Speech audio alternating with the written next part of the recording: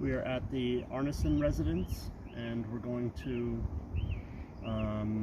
do a repairability assessment on this shingle right here on the back slope. We were able to find a white 3-tab GAF Royal Sovereign. We had to cut it down to size to fit. This is 39 inches, this is 36 inches. But there's going to be some other differences we'll show once we get this shingle out. The first thing I'm going to do is I'm going to break the bonding strips that are located right here on this shingle, and then the 2 shingles above it. I'm going to break those bonding strips so I can get that shingle out clean. That guy's already broken.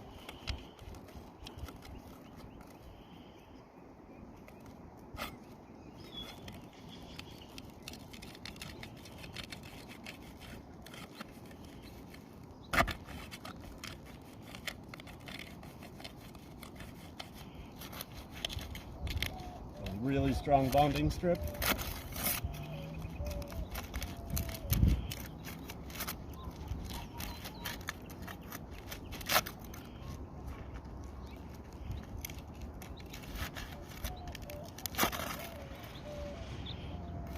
Okay, so I've got those 3 up.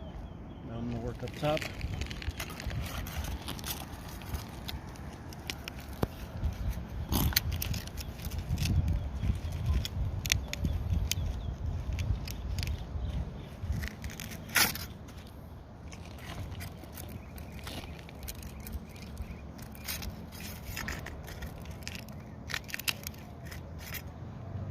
So because of the difficulty of the bonding strip, it's making it cause a little damage to the shingle.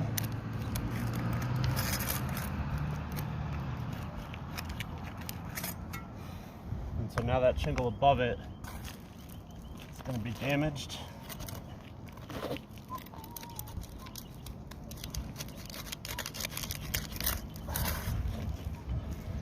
Yeah, so we're running into some issues here. Just trying to get the 2 shingles removed, or the bonding strips removed, so we can get this shingle out. We've already caused damage to that shingle, and it's because that bonding strip can't be easily unsealed.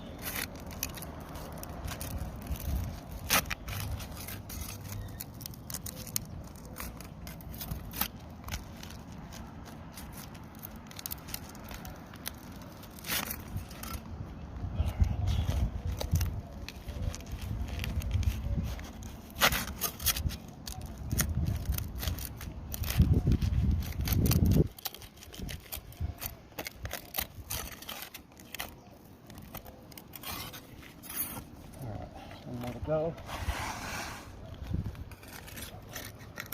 So that one's halfway undone. Okay. Very difficult to get those apart. You can see what happened on that one. So next we're going to remove the fasteners, the nails, which are going to be located right about here on this shingle, but also the shingle above it is going to be nailed into the top of this shingle right along here. So we're going to have to remove both rows of fasteners. We'll start with the first one.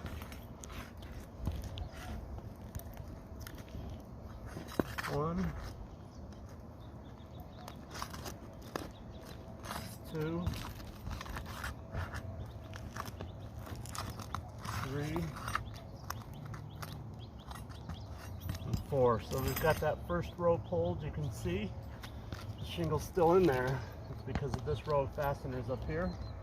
We're going to try to get those out next.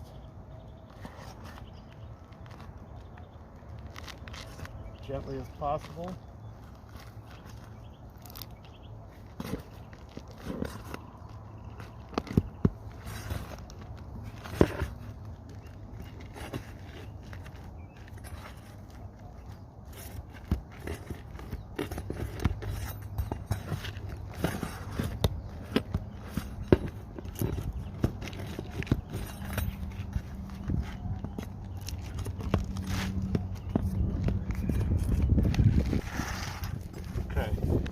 See a little difficulty there, the top rows of fasteners and the bottom rows of fasteners.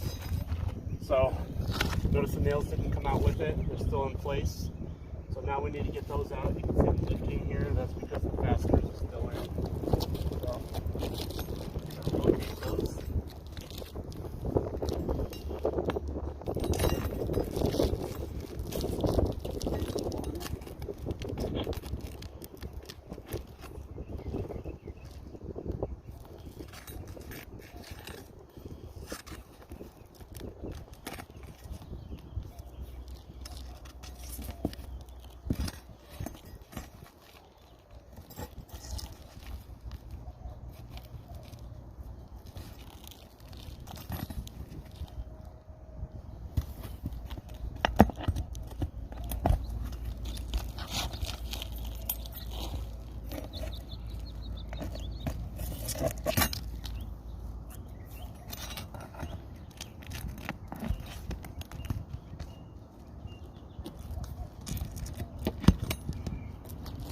Alright, we're going to try to fit our replacement shingle in, make sure there's no obstacle.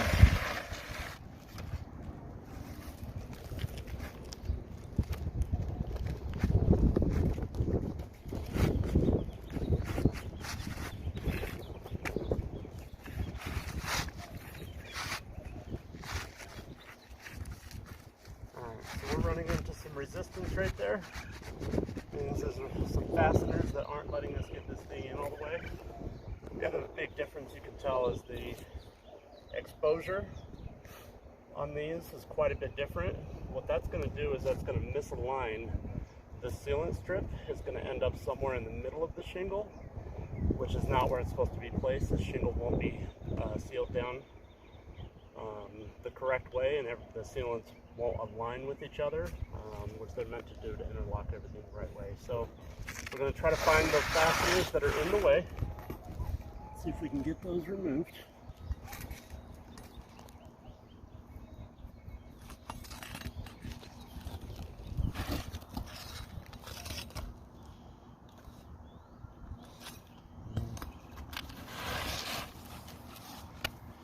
One more time.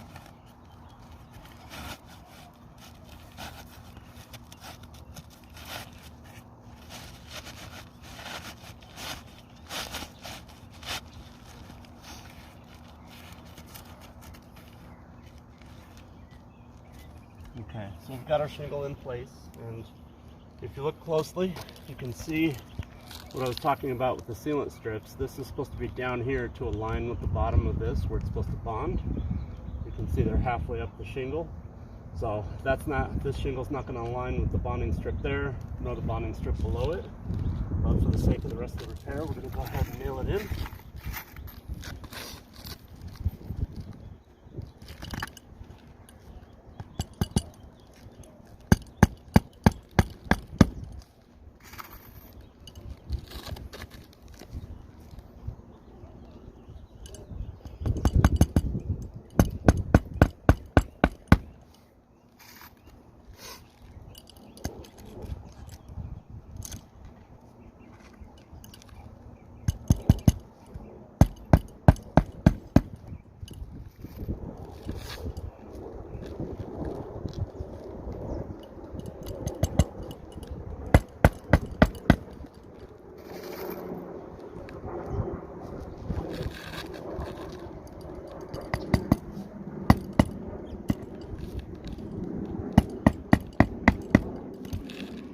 So we've got our shingle in place, but it's not a proper install because the sealant strips do not line up or align with each other, so it's never going to bond the way it's meant to. That sealant technology is proprietary towards each maker. And then the secondary issue that we have is the damage caused from the former bonding strips, just trying to get stuff taken out. So this shingle is a reflection of what's going to happen to the shingles above that, and we're up there, and then we got 8 places in the front, a couple places on the back, a couple places on the other slopes. So we're going to cause a major amount of damage just trying to do individual repairs.